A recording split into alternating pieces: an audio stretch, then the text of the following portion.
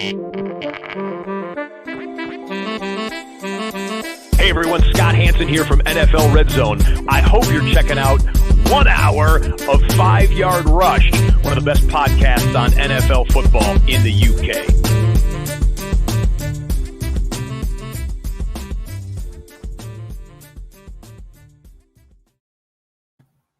Hello and welcome to the 5 Yard Dynasty podcast. Hope you are all doing well. This is a big first for us. This is our first live stream, so please go gentle on us, guys. I'm, of course, joined by Liam. You all know him as at the FSA tweet.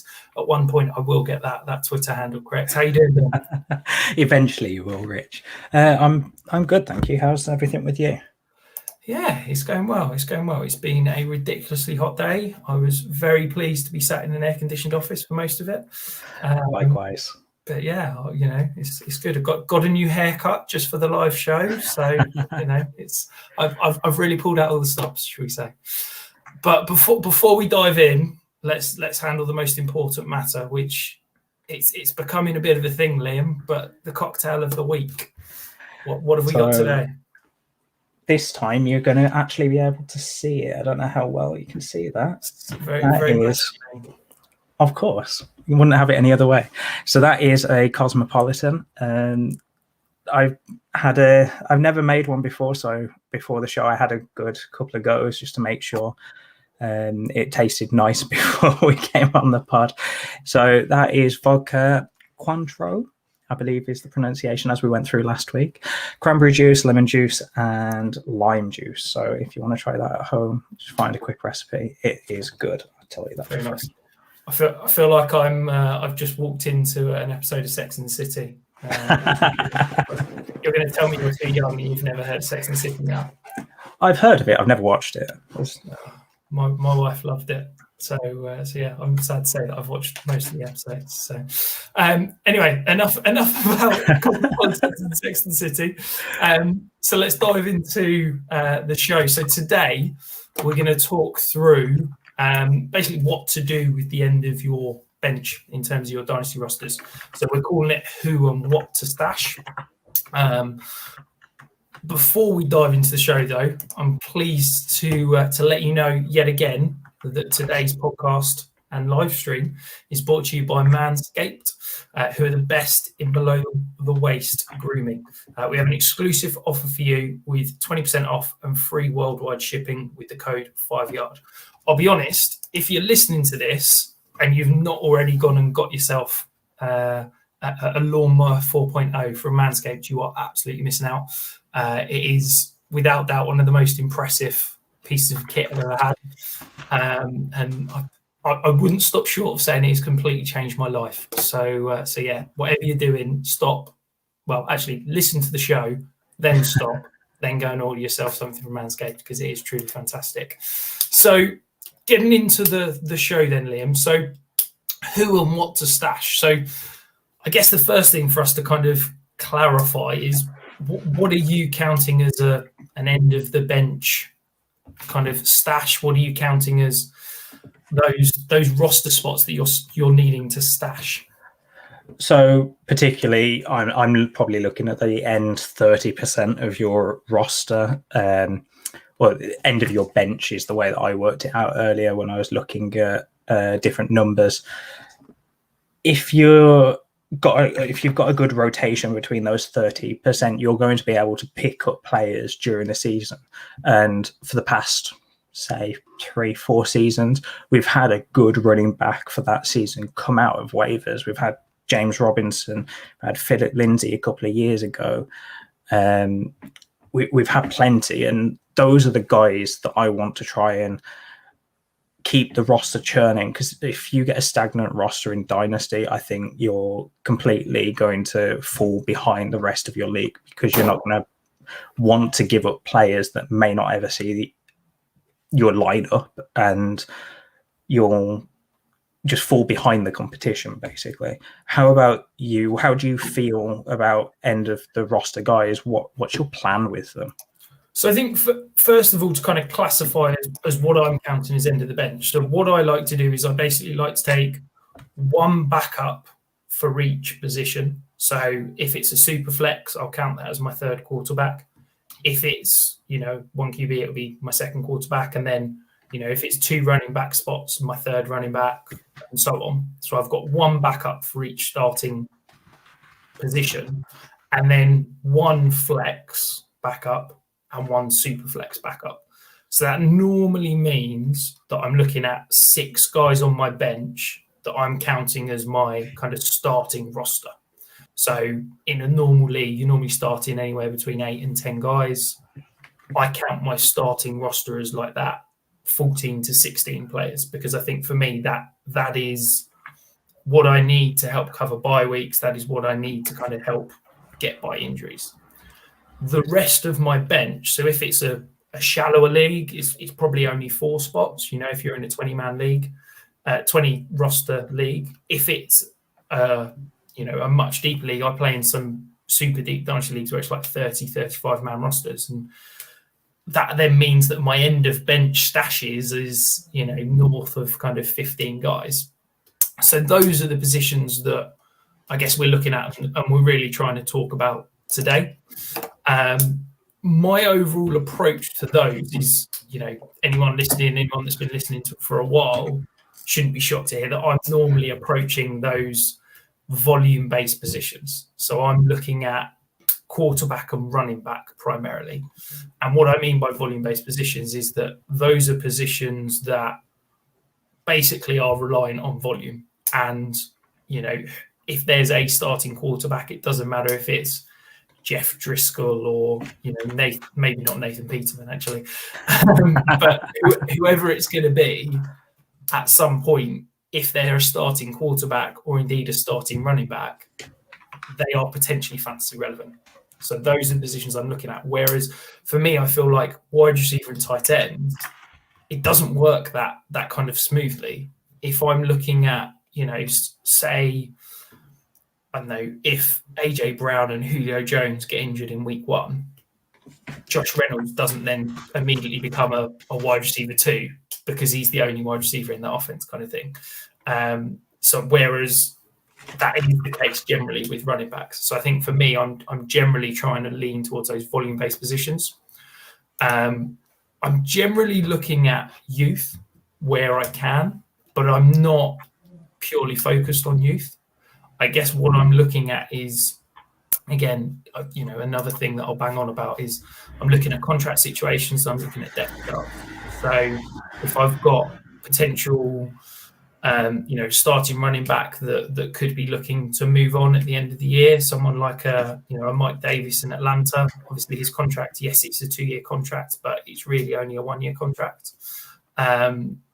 So I'm really interested in potential backups in that offense. Someone like a Wayne Gallman, who, yes, again, is only on a 1-year contract, but if he performs, could easily be the kind of the starter as soon as next year. So that's kind of my, I guess, overall approach. Liam, are you similar? Do you lean more towards wide receiver tight ends, or are you coming around to my way of thinking, shall we say? I am definitely coming around to your way of thinking. Whether that's because you forced me to in the Dynasty Listener League, I have no idea. Good to know that my indoctrination is finally No, I have come to agree with you that running backs are the most likely to get that value jump, and you're able to sell on those running backs. But I think the thing that people fall into the trap of is wide receivers. You tend to see wide receivers get a massive jump for 1 week, and you'll never predict it. So everyone tries to hoard wide receivers because you don't know which one. Like, I'm just thinking last year he had players like Isaiah McKenzie that scored 3 touchdowns in 1 week. At the end of the season, you had Cedric Wilson come out of the woodwork out of nowhere and score 2 touchdowns, 3 touchdowns that week. You tend to see it more with wide receivers, but you just have no idea who that's going to be. And I think people have gotten wise to buying those type of wide receivers because you have no idea whether they're actually going to ever do it again. So I definitely have come around to you and taking those running backs, because people find running backs a lot more safe. So if something does happen where they have a bump week, they probably hold their value for a little bit longer. Yeah, it's not even now like you can, Cedric Wilson has that 2 touchdown week. It's not even like you can sell him for a third round pick the following week, because everybody in your league's turning around and going, it's a 1 week thing. I know that's not going to happen. Even somebody like a Nelson Aguilar, who, if you look at his end of season stats last year, he had a decent season. That was mainly because I think he was second in the league in terms of deep touchdowns behind Tyreek Hill.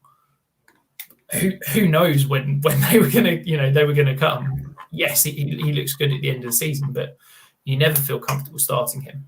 So yeah, I kind of agree. In terms of types of players to avoid, is there anyone that you're looking at and going, that type of position, that type of player is someone that I basically never want to roster? No, everyone's rosterable for the right price in my mind, but there are players, Kyle Pitts, that tend to be a lot more valuable in the community as a whole's eye rather than what I predict them as. So the short answer is I would roster anyone if I can get them cheap enough, but it just depends on that price across the board. There are certain people that I just don't believe in, but even then I'd take a shot at them, because if everyone else has an idea or has this belief that they're going to do well, why shouldn't I take a shot at that? That's my thought process anyway. How do you feel about that, Rich? Yeah, I mean, it's similar. I don't, I tend to obviously hoard running backs. I tend to try and avoid those sort of running backs that I'd class in that sort of 40 to 60 range in terms of ADP, that I don't think have top 24 upside within their range of potential outcomes. And those are the kind of guys that I sort of view as roster cloggers. I think McCole Hardman is the perfect roster clogger. He is a guy that everybody, listening will know that at some point you've rostered McCole Hardman and it's felt right. If Tyreek Hill goes down or this guy's the number 2 receiver in a fantastic offense, he could be fantasy relevant. But the problem is that he'll have 2-3 good weeks. But I don't think, short of Travis Kelce and Tyreek Hill, both tearing their Achilles, there's not going to be a McCole Hardman, stretch where you feel comfortable starting every week. So those are the kind of guys that I like to avoid. You could also throw in someone like a Christian Kirk, who's, the third, maybe fourth receiver on his offense. I don't particularly want to roster somebody like that, without wanting to bash young, fast receivers, someone like a Henry Ruggs as well. It's just a guy that I'm not looking to roster. We talked about it last week, someone like a Jalen Reagor that I'm pretty much out on because he had such a bad rookie year. So I'm selling for whatever I can get, really. But I guess what I was keen to do, Liam, was kind of talk about in a bit more depth the groups that we are targeting and perhaps how we're kind of splitting them up and kind of delineating guys that we want to be stashing and guys that we don't. So if we were to talk about quarterbacks, so obviously we're presuming every starting quarterback is rostered if we're talking about a Superflex league. You can probably throw in what I class as your high-end backups. So whether you want to be, it sounds bad saying they're high-end, but a Cam Newton, a Taysom Hill, a Drew Lock, a Jordan Love, perhaps. Guys at the moment, Justin Fields and Trey Lance. Yeah, I mean, I'm probably counting them as, they're not going to be end of bench stashes, are they? I said that purely for Tom. I hope he's listening. But yeah, they're the guys that we're not worrying about rostering because they're already rostered. So the guys that I'm looking at is basically any other quarterback that I'm not 100% confident about their starting quarterback. So some of those, without wanting to jump on the bandwagon and bash Ryan Fitzpatrick again, I'm rostering Taylor Heineke wherever I can because I mean, we can sit and make jokes, but is anybody guaranteeing that Ryan Fitzpatrick's going to start 17 games this year? I'm not guaranteeing anyone's going to start 16 games this year, but I just love your absolute hatred for him. It's so funny. It's a brand now. I've absolutely got to stick to it. And then, another guy, he was, second in the league in points per game at the quarterback position if you remove games played, and that's Marcus Mariota. Yes, I think Derek Carr is a very good guy. I think he's a very good quarterback. I think I'd throw him in the top 10 to 15 in terms of NFL quarterbacks. Appreciate that's not for fantasy. But I wouldn't be shocked if, Marcus Mariota gets another chance to start. I wouldn't be gobsmacked if we see a big injury to a playoff-bound team, whether Marcus Mariota could be floated out as kind of trade bait early in the season. If we see maybe Dallas have the same situation as they did last year, maybe, someone like a Dak goes down in week 2 or 3, could you see them sending, a third-round pick, a second-round pick to Las Vegas for Marcus Mariota? What do you think, Liam? Do you think Mariota could potentially get a start? I think Mariota is probably the top backup you want outside of the premium backups that you've been speaking about. He had that really one good game last year, and he proved to everyone that he does have something left in him.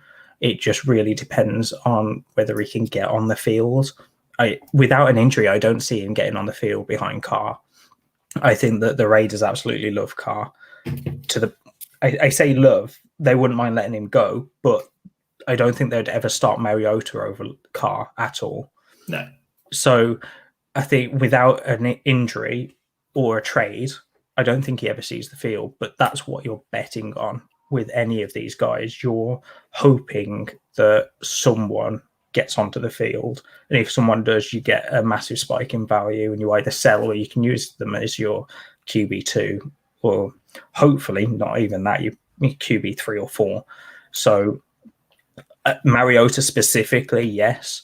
Other guys that I'm looking at, Jordan Love. He showed flashes in the preseason. He wasn't brilliant, but I think right now people are seeing that Aaron Rodgers is going to stay there for at least this year, and you probably can pick him up cheaper as like a more of a backlash to what his value went up to when we had no idea what Rodgers was doing. Yeah, I think I'm interested to hear you mention Jordan Love, because I'll be honest, having watched him in the preseason, I was not impressed. I think, when you see a guy hurling the ball off his back foot into triple coverage, you suddenly think, yeah, he's probably not going to be a starter in the NFL. But I completely get what you're saying from a value standpoint. I think you can probably go and buy Jordan Love for what we're talking, probably a third, maybe you have to pay a second. That's, I think a great option, because, and put your fingers in your ears, Liam, I think Rodgers is gone next year. I think there is no world in which Rodgers is starting for the Green Bay Packers next year. So I've come to that realization as well. I really don't think he stays next year. And I think that the Packers, if Rodgers goes, they've got to give Jordan Love the chance. You can't spend a first-round pick on somebody that you're then not going to give the chance to start. Our guy Mace has just shouted into the show. He's saying, could Mitchell Trubisky be dealt perhaps? I think it's an interesting one. I think I'd need to look into his contract situation, whether he is dealt. I think he's basically not getting paid much, so he could absolutely be dealt. I do wonder, though, with the Bills, I think they're essentially, one of the 2, 3, maybe 4 favourites to win the Super Bowl. So I think for me, they're keeping Mitchell Trubisky as Josh Allen insurance. If for whatever happens, Josh Allen goes down for a stretch in season, if Josh Allen got injured going into the playoffs, you've got a guy that's got proven starting experience. Okay, it was pretty poor, but he's probably one of the better backups in the league. I would be shocked if they'd want to deal with him unless they get an absolute haul back, because I think that they'd want to keep him as that kind of insurance break in case of emergency, something happens to Josh Allen. What do you think? Yeah, he's essentially Josh Allen very light. he has the rushing upside. He just doesn't have the accuracy, and he's not. I don't think he's ever going to take that jump like Josh Allen did. I think this is where he's going to be. Yeah, because he'll run the same offense but worse. So he's the ideal backup, isn't he? Yeah.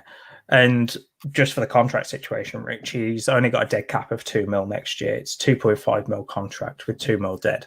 So it's not a terrible contract to get out of either. So yeah, I definitely think he could be dealt, but it really depends on one, the Bills season, and two, who's going to pay up for him, because what else can you get out there for cheaper?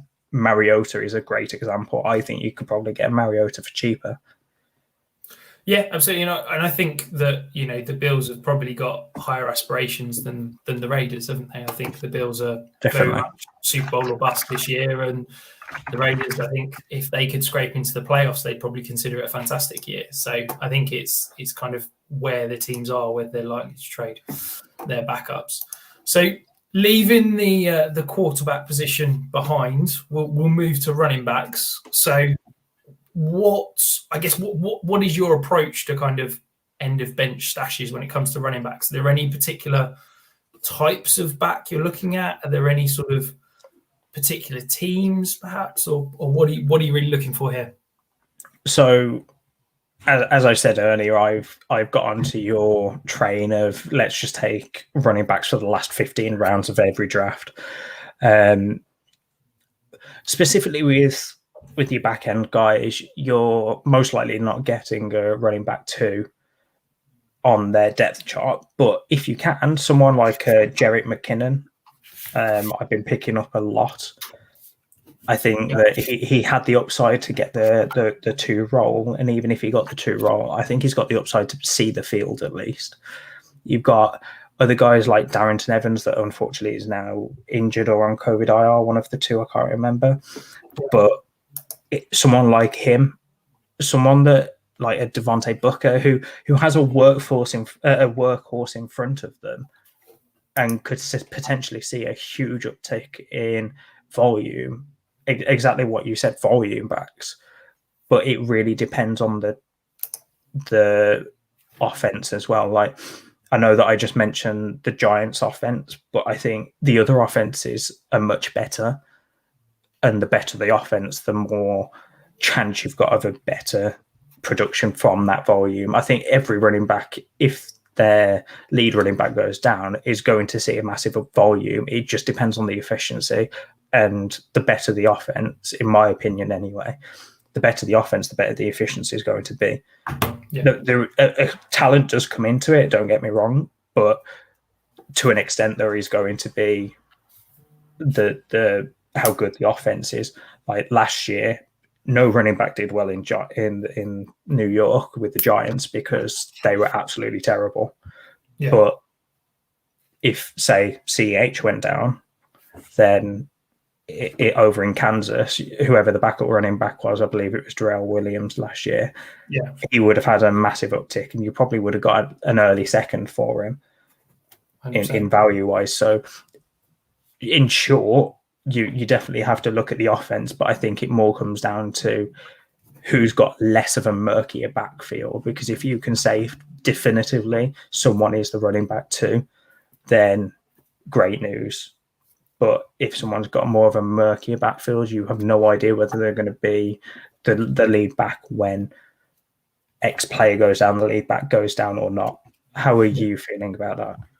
I think, I completely agree with what you're saying. I'm targeting basically the best offenses. One, I'm always targeting. I was all over Jeff Wilson in pretty much every league I was in last year because he was the 3rd option in San Francisco and you could basically pick him up for free. I'm doing that again this year. I'm all over Jermichael Hasty because nobody seems to talk about him. But yes, you've got Raheem Mostert, who is fantastic and crazy fast, but he's always injured. Yes, you've then got Trey Sermon, who I've got really high hopes for as a rookie coming in that they traded up for. But we've seen time and time again, whoever the running back is in that offense will produce. So I'm going out and getting Jermichael Hasty. But pretty much I'm looking for any running back that I see as a path to volume. Perhaps he's an injury away. You joke about it that I take 15 running backs every draft, and and that's pretty much true. I'll take five quarterbacks. I'll take, one backup for each spot, and then I'm just absolutely smashing as many of those positions as I can, because I really want as many running backs as possible. Because they are one injury away from being fantasy relevant, and if you can, I hate on volume-based RB2s, but if you can walk into RB2 production by streaming guys off the end of your bench who every week somebody's going to get injured, that's kind of my approach. So yeah, at the moment, particularly guys I'm liking, Wayne Gallman, I think is an injury away from being fantastic. I like the call of Devontae Booker. Ty Johnson up in New York, I think he's going to carve out a role. He's crazy fast. He's almost Raheem Mostert in New York, because he's really fast and he fits that scheme quite well. But yeah, I think there's plenty of good options. It's basically about just looking at depth chart and trying to find a running back that you like. I think you've got multiple ways to look at this, and specifically for me, as I said, I go for the least competition and the clear RB2, and I suppose the best offense as well, just to see if something does happen to the lead back, you get that massive spike in value immediately, rather than having to wait for them to play a game and see who's actually going to take that lead role after the injury. But as you said, Jermichael Hasty, I think people forget last year that he was two different teams tried to claim Jermichael Hasty over, I think it was like a 3-week period at the start of the season, off the practice squad of the 49ers. And both times the 49ers blocked them and then moved him up to the 53 to make sure it couldn't happen again, because they couldn't block him anymore. They want him. There's no other way around it. And I know that they took Sermon and Elijah Mitchell this year, and I do like Elijah Mitchell, but I think in that offense, whoever does get that starting role is going to be fantasy relevant. It just really depends on who. And I like your shout about Ty Johnson, because he has the top end speed and he looks really good. It's just who is actually going to be that number one in that offense. No one really knows. And I suppose those are the guys, especially at the end of your roster, that you want to take a shot on, because you've got the highest upside there. So for me, really, it's all about the value spike, because if something does happen, unless I'm contending or know that I'm in the hot seat to go and get one of the top seeds, I'm probably getting rid in case I don't make the playoffs or get a low seed in the playoffs and have to play one of the high seeds. Yeah, absolutely. And I think that, worst case scenario with some of these guys, they walk into a role and you can sell them super quick. If you're not a contender, a contender is going to pay up for, Wayne Gallman last year. He was fantastic down the stretch. Somebody is going to pay for that guy. Well, so as you said, someone would have paid up for Jeff Wilson. I bet you sold him in a bunch of leagues last year when it became the RB1, especially those that you weren't contending in. So anyone like that, and I'm not hating on those deals, because if you paid up for a Jeff Wilson last year, he did extremely well for you. So well, my stat that I use is if you took the running, I've got to word this right, the running back that got the most carries in every game for the 49ers last year, that was the RB3. And that was a mix of Raheem Mostert, Tevin Coleman, Jeff Wilson, Jermichael Hasty. I'm sure I'm missing one. You are. I just can't think who it is. But yeah, it's Jerick McKinnon. That's the one. There you go. Basically, that offense just produces. So if I can get a piece of that offense for free, that yes, I'm relying on a running back injury, but running back injuries happen. It's fairly straightforward. It's not something that you want to rely on, but it's a part of the game. As I said with the quarterbacks a couple of months ago now, they do happen, and it's a horrible part of the game because you want to see everyone succeed. But to have some people succeed, you do need those injuries. And last year we saw Mike Davis come out of nowhere, and now he's got what he's looking to be anyway, a lead role in Atlanta. We've got like the people that jumped in for Dak when he went down. I know that Dalton was one of them, but at least Ben DiNucci got some playing time and Cooper Rush got some playing time. It happens, and it is a part of the game. And if we could take out injuries, I'm sure it'd make everyone's lives a lot easier. Especially people like Edwin, who we had on the show a couple of weeks ago, because he wouldn't need to do injury analysis 10 minutes after every injury news. But it happens, and we're not hoping for injuries, but we're preparing for them. And this is the best way to definitely take advantage of something that many players don't take advantage of, or at least that I see anyway.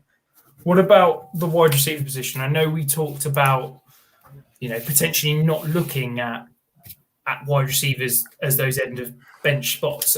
Are there any types of players or any areas that you would consider rostering a depth wide receiver piece? Again, it goes back to the best offense for me.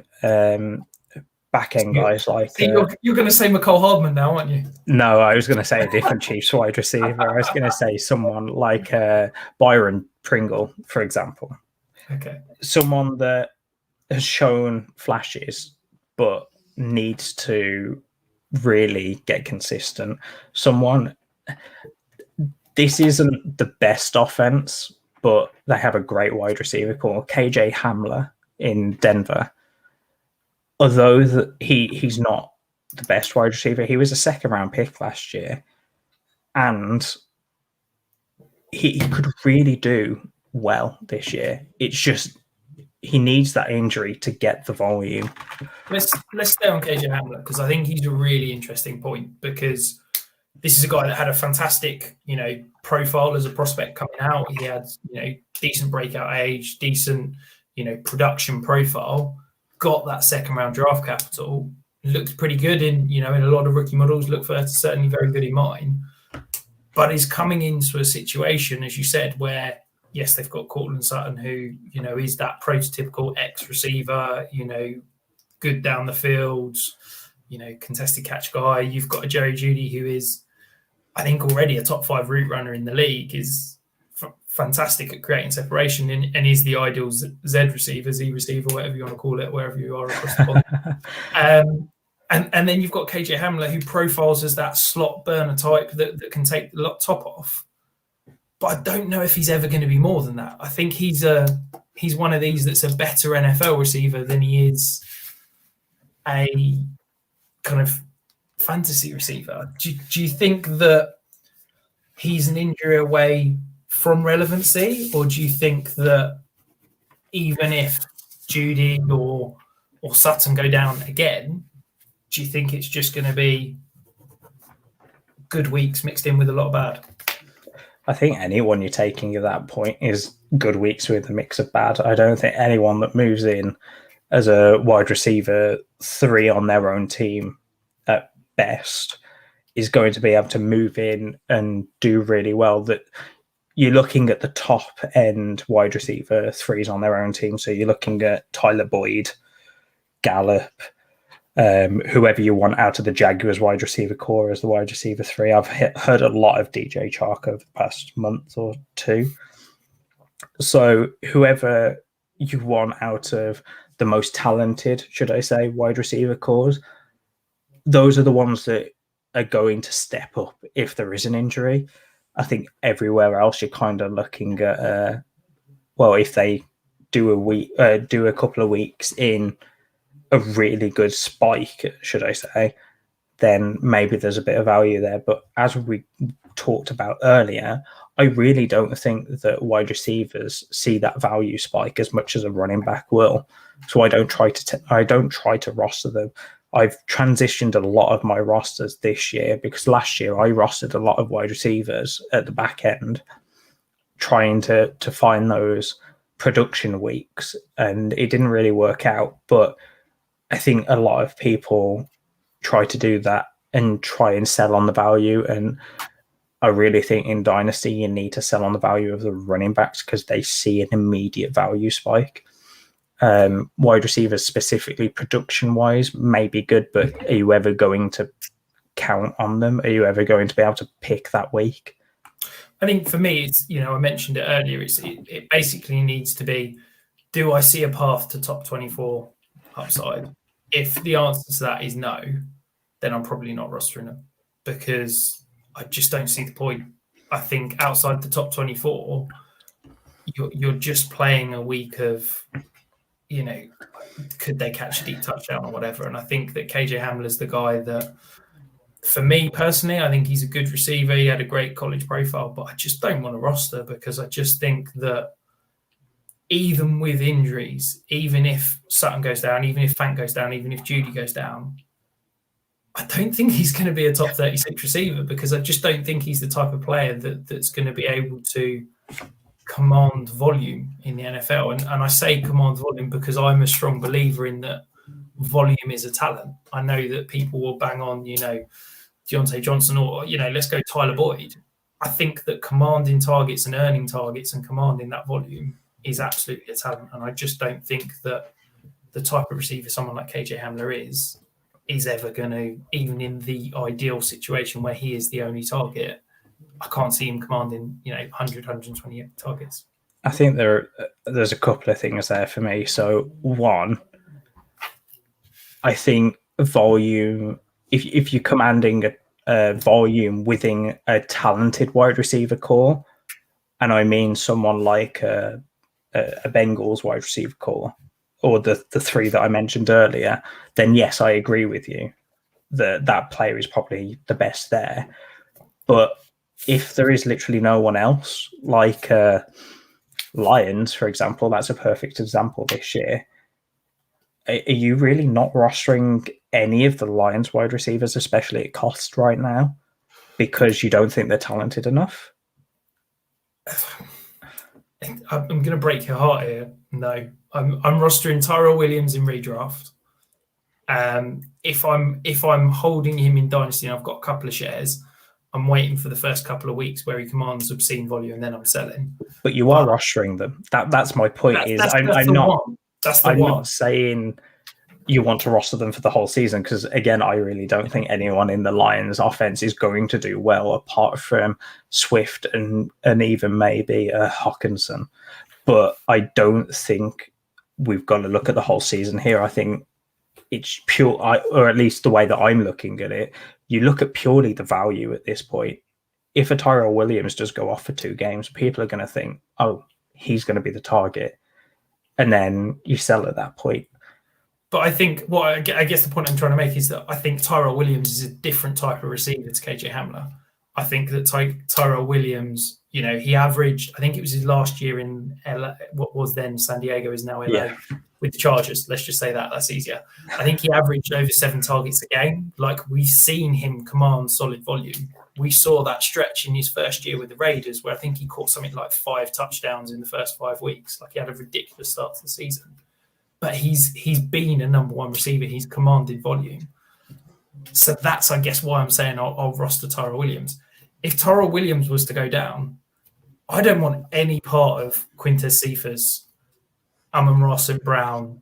I can't even think who else. Trinity Benson is the only guy that I'm potentially interested in.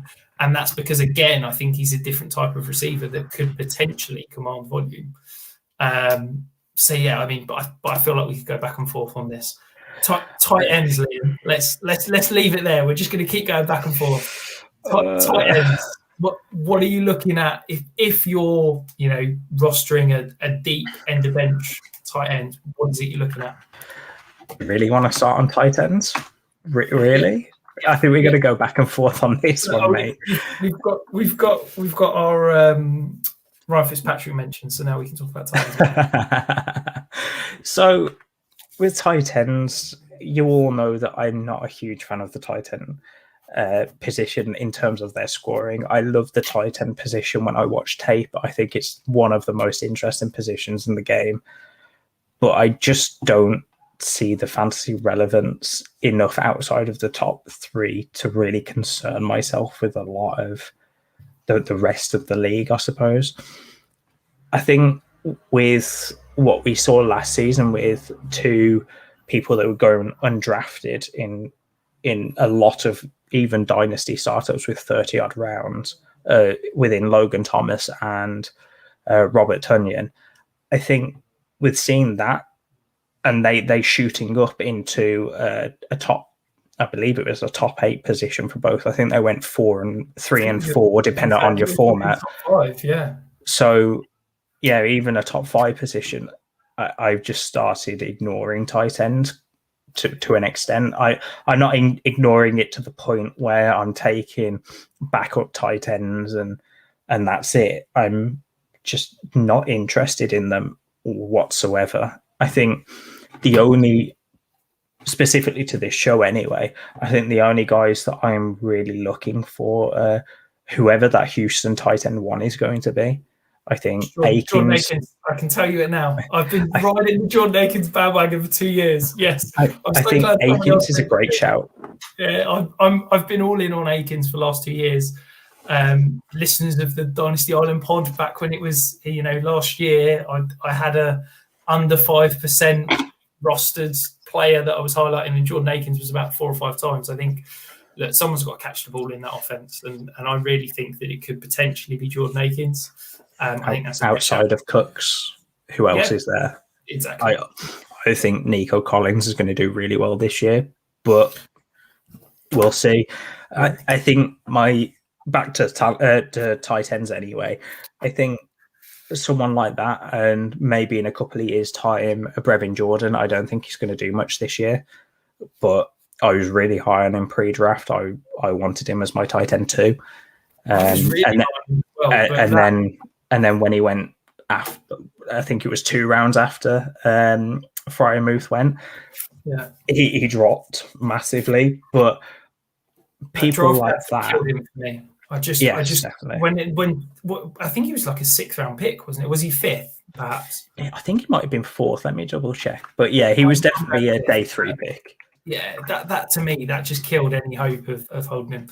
I think for me, what I'm looking for with my end of bench tight ends, I guess it's basically athleticism. I believe that's why Logan Thomas broke out last year. He's a freak athlete at the position, and that's basically what I'm looking for. Some of the guys that I'm targeting this year is, I'm still believing in Mo Cox. I think that, we talk about there being no good pass catching options in that offense. But I do think that Mo Cox could have a sneaky, breakout year. We've seen he's finally been named the starter ahead of Doyle. Another one that I'm sort of rostering potentially is Juwan Johnson in New Orleans, who, again, everybody's penciling the Adam Troutman breakout, but I think Johnson, converted wide receiver, has flashed a bit in the preseason, is a very good athlete. Again, that's a guy I'm looking at. And then the last guy is in probably the crowdest tight end depth chart in the league, and that's Tyree Jackson, who is a converted quarterback. Maybe I'm falling into the Logan Thomas pitfall a little bit, but this is a converted quarterback that is, a freak athlete. Tyree Jackson. The added benefit of Tyree Jackson is that at the moment he's on IR, so you can pick him up, chuck him on IR there, and add somebody else. So I would absolutely be looking at him as a potential stash as well. That's a whole other thing, using IR spots and taxi spots to your advantage. And that's definitely, if you can stash someone on your IR just as a why not kind of pick, they're not taking up any bench spots. So you really need to start using that if you're not already. Make sure you're always using your IR spots, because it frees up your bench spots for these sort of players. Specifically with tight ends, I think everyone you mentioned, Mo Cox was amazing last year. For him, again, going undrafted, he wasn't a top 5 like Tonyan and Thomas, but for him going undrafted, and most people weren't even picking him up on waivers, I used him as my tight end 1 in a couple of leagues last year, every week or so, because Burton, again, another one, but he's not found a team this year, so we'll see how that goes. But someone along those lines, especially with going back to Mo Alley-Cox, going back to Wentz and Reich, they used Ertz a whole lot when they won the Super Bowl. Yeah, what's stopping them from using him this year? I think that's a great shout, Mo Alley-Cox. And another that I think is worth monitoring is Dawson Knox. You know, we've got a great offense. Yes, they've got Stephon Diggs.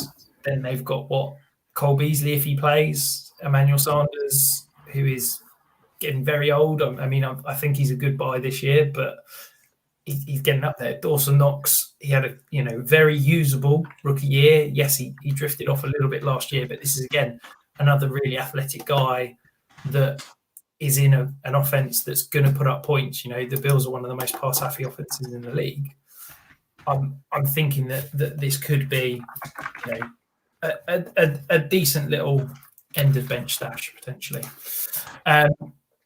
So the one last kind of, I guess, end of bench thing that I think you should be monitoring is basically at this point of the year, you really need to be monitoring your waiver wire, not just for guys to add, but making sure you're checking who is getting dropped.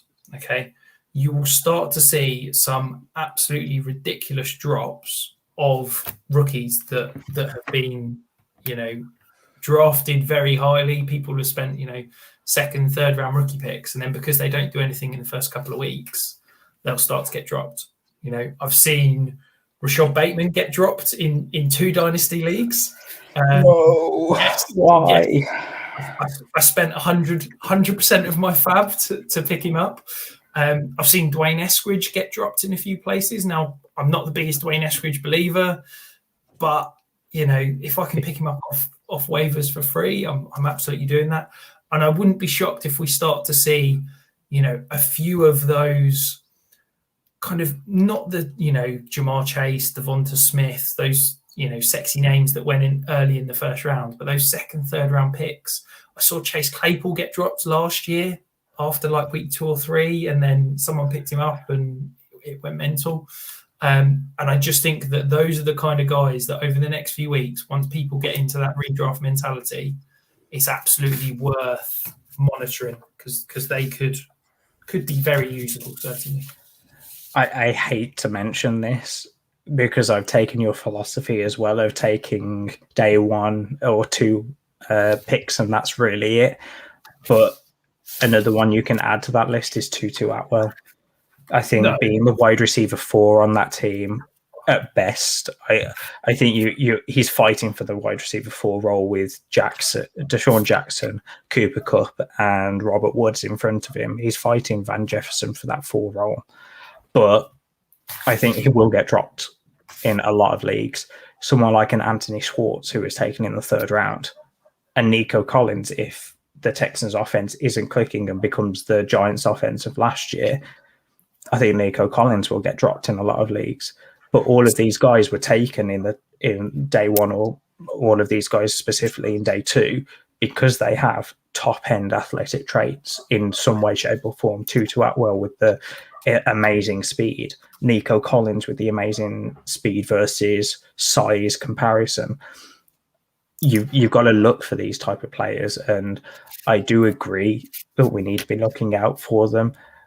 And I suppose the other thing I want to mention is not every one of these players are actually going to hit. There are a lot of misses in every rookie draft, but we're just trying to maximize the amount of hits we can get. And these are players that I definitely want to stash if anyone decides to drop them.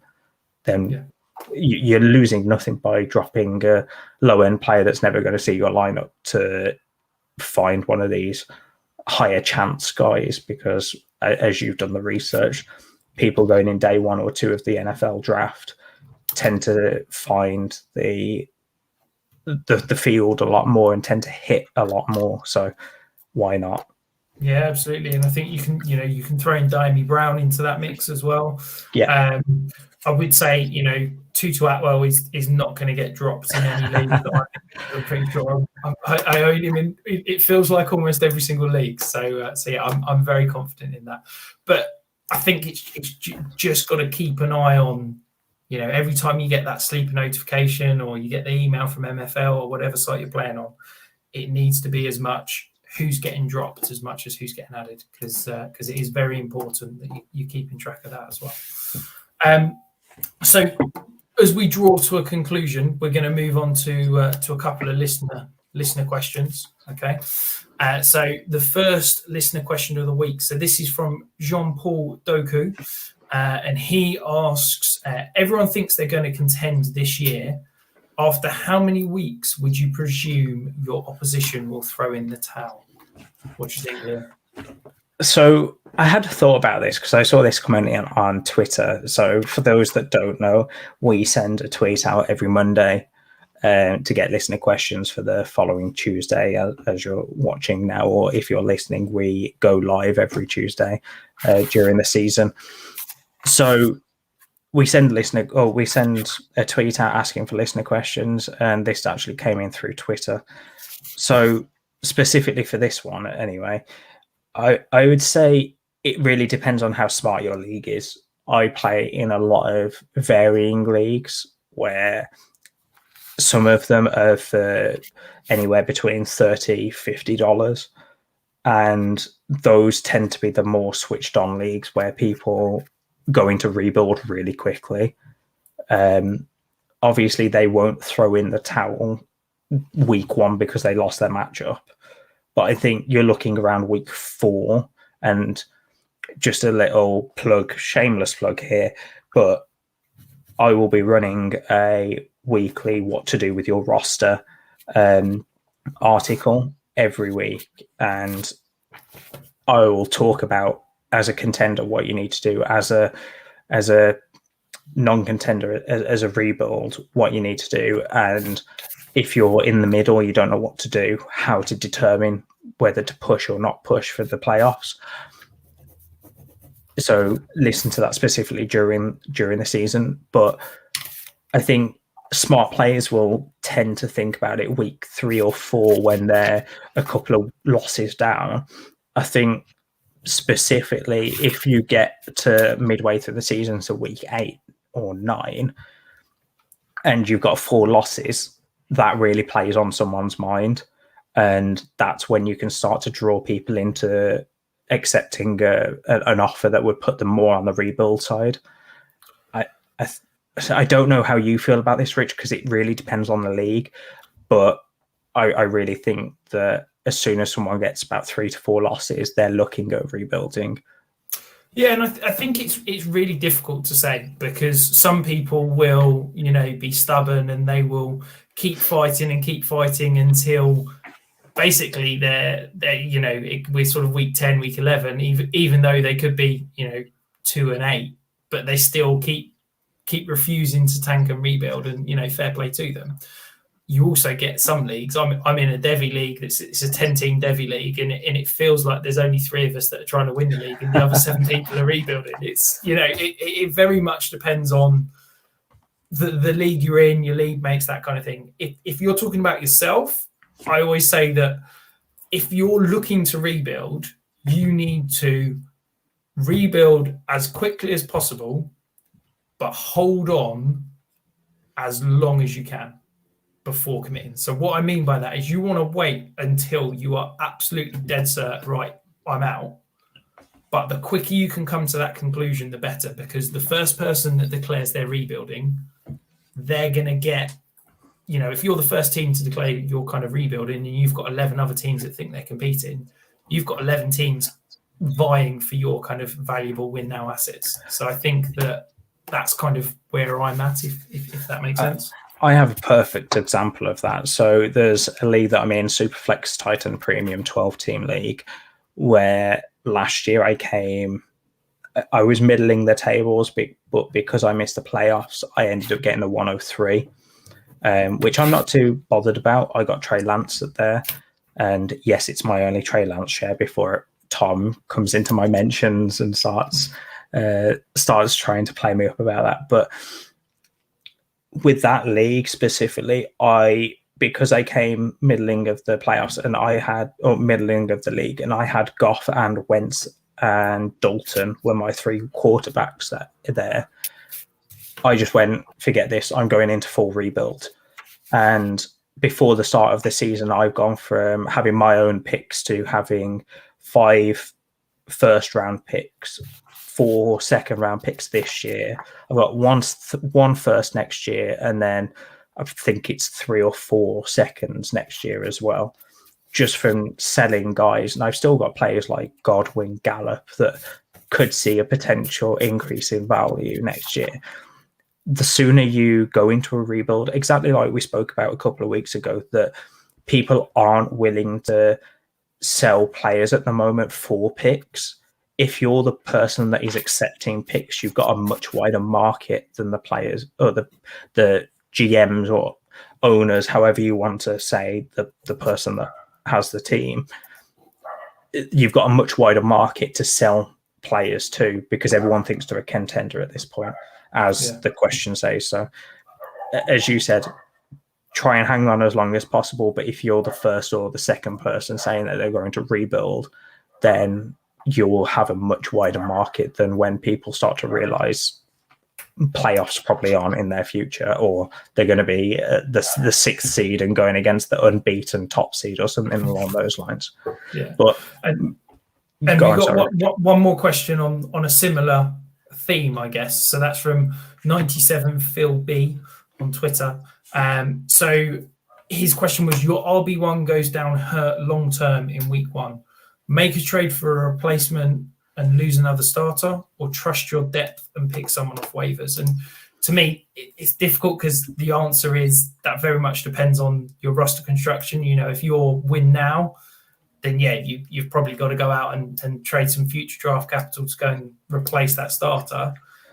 If you're like me and you've got 20 running backs in your roster, you're liking to think that you can find somebody to replace.